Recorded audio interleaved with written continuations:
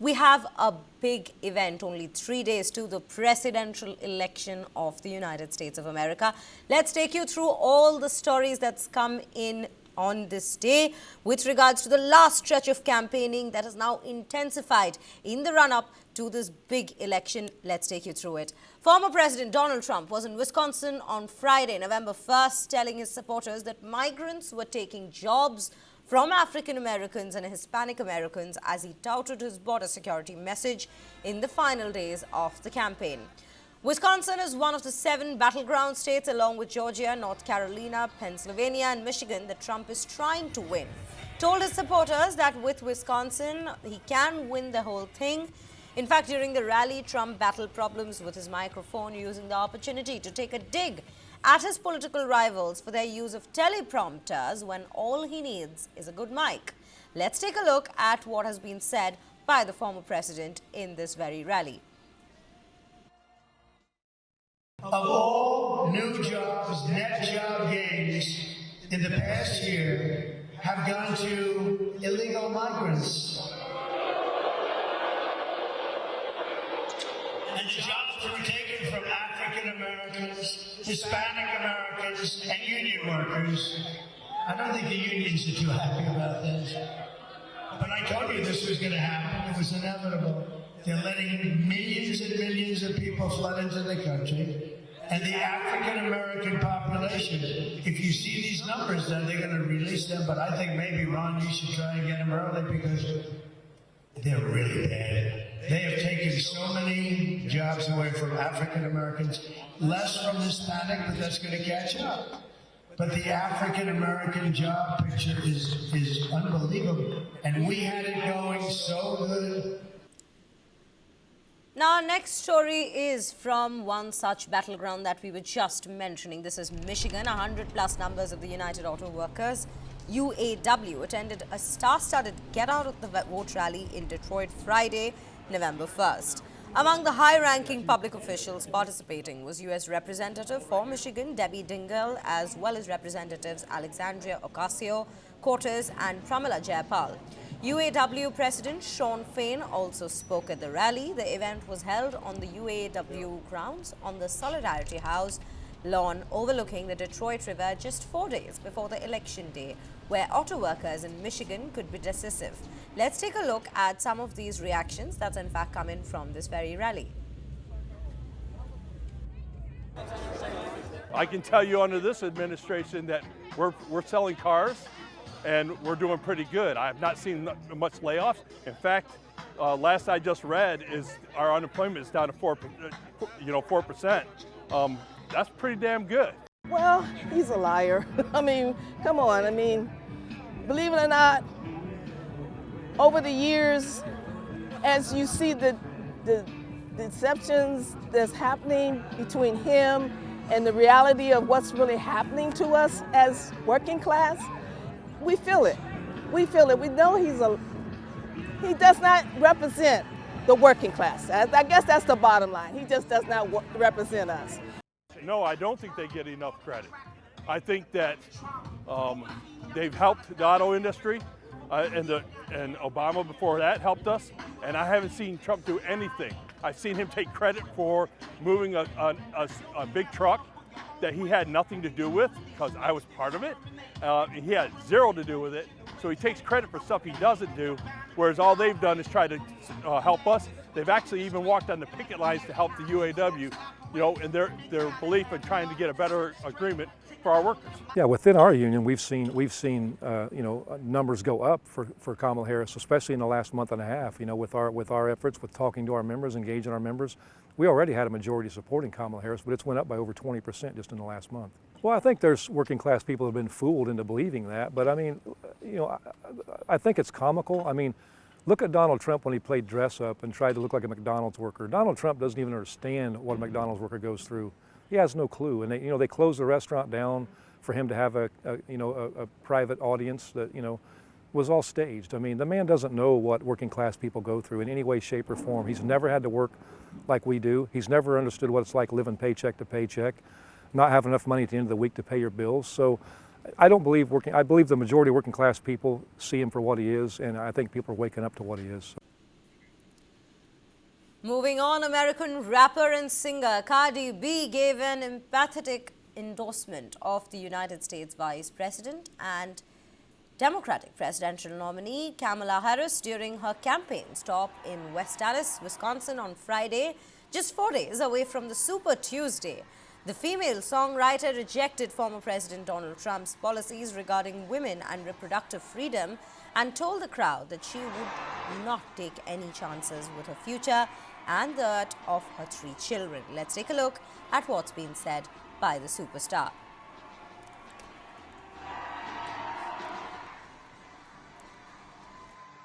Just like Kamala Harris, I too have been the underdog.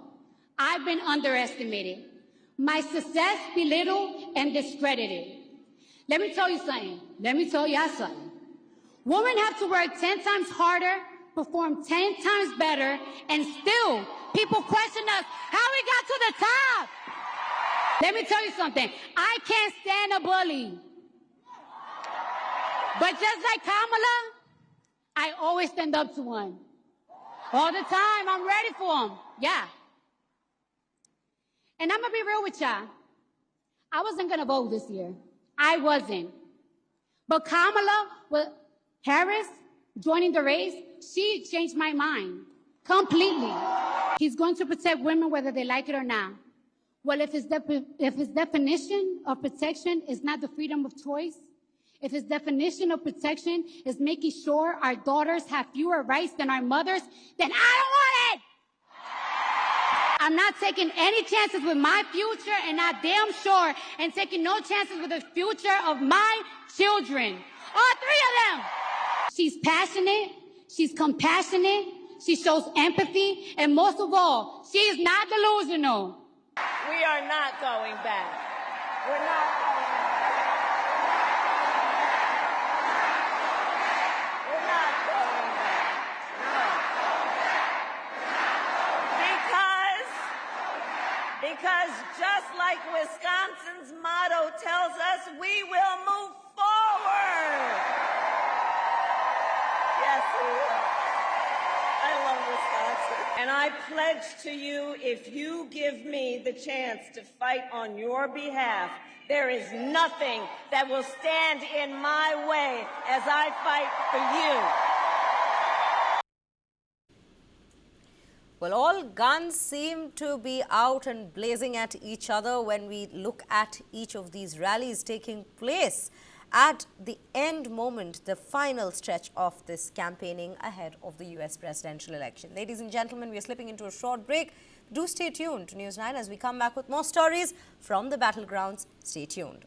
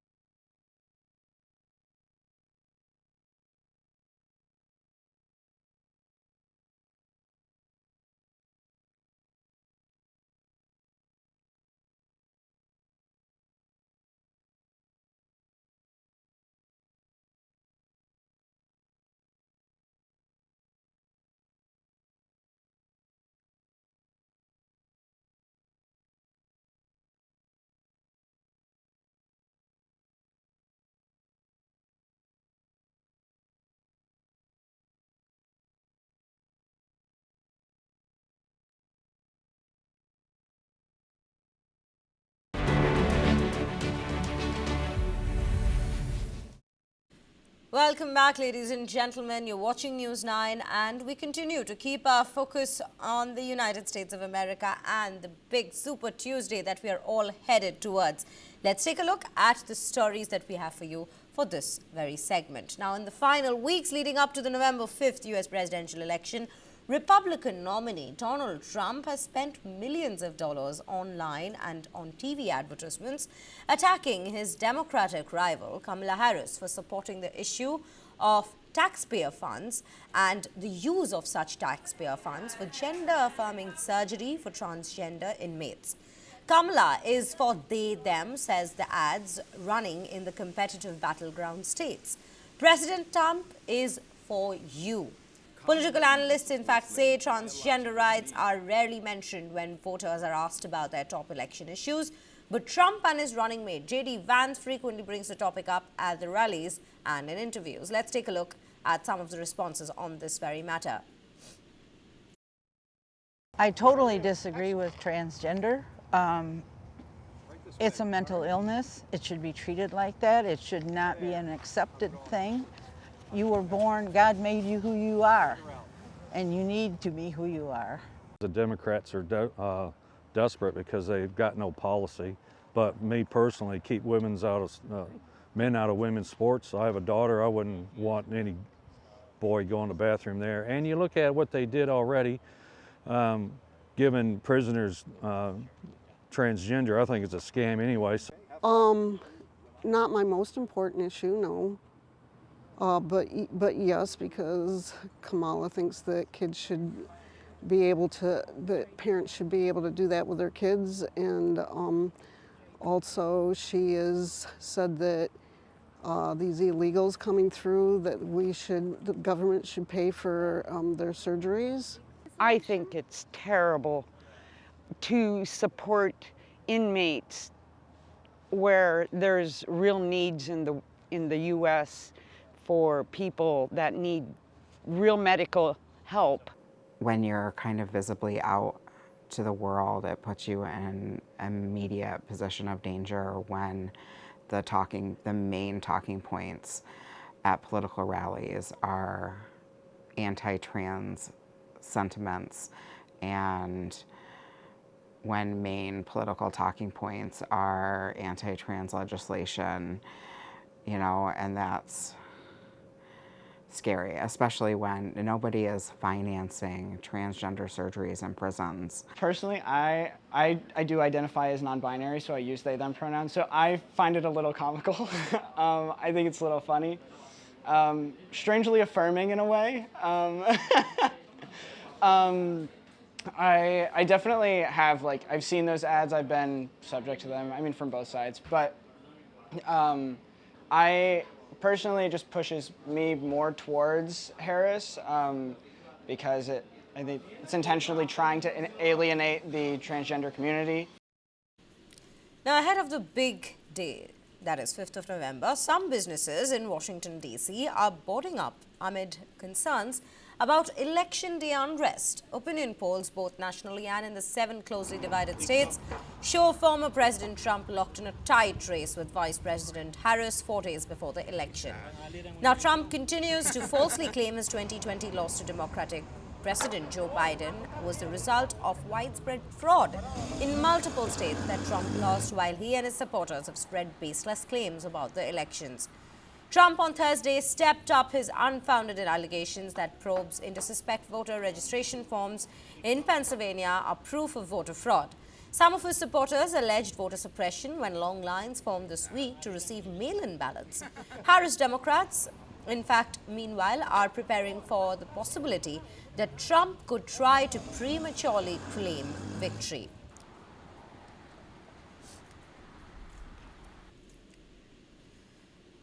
Now, with the U.S. elections being just 3 days away, Vice President Kamala Harris made several stops in the battleground state of Wisconsin on Friday, promising to provide financial relief to middle-class families and urging supporters to make a plan to vote. In Little Chute, Harris, in fact, touted her middle-class tax cuts, her plan to provide financial assistance for childcare, and to have Medicare pick up the cost of elder care. Let's take a look at what has been said by the Democratic candidate. And if you are caring then for an elderly parent or relative, my plan is to cover the cost of home care under Medicare.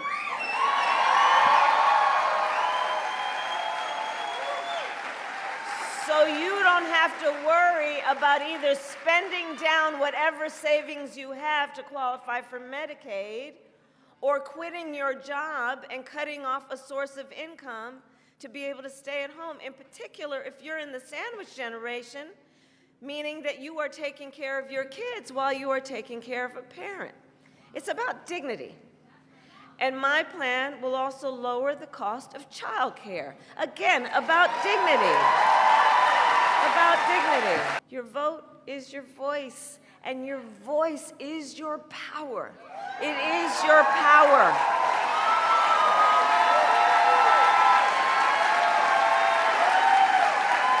And so, Wisconsin, today I ask you, are you ready to make your voices heard? Do we believe in freedom? Do we believe in opportunity? Do we believe in the promise of America? And are we ready to fight for it? And when we fight, we win. God bless you, and God bless the United States of America. Now, during his remarks, Trump once again pushed attacks on former lawmaker Liz Cheney and called her stupid. Arizona's top prosecutor, a Democrat, said also on Friday that her office was investigating whether Republican presidential candidate Donald Trump violated state law for suggesting a prominent critic should face gunfire in combat.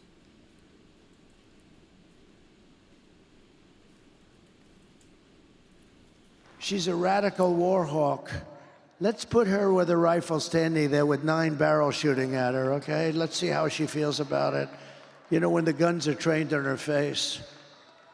You know, they're all war hawks when they're sitting in Washington in a nice building saying, oh, gee, let's send 10,000 troops right into the mouth of the enemy. But she's a stupid person. And I used to I'd have meetings with a lot of people, and she always wanted to go to war with people. Now, Trump has drawn outrage for comments he made about former lawmaker Liz Cheney at a campaign event in the battleground state of Arizona on Thursday. His campaign said that this former president was criticizing Cheney as a warmonger, but critics condemned the remarks as evidence he would target his enemies if he wins next week's election against Democrat Kamala Harris. Let's take a look at some responses that have come into this very matter. They want to get the Arab American vote. They want to get the Muslim votes. So she picks Liz Cheney, whose father virtually destroyed the Middle East, right? I don't think it's working out too well.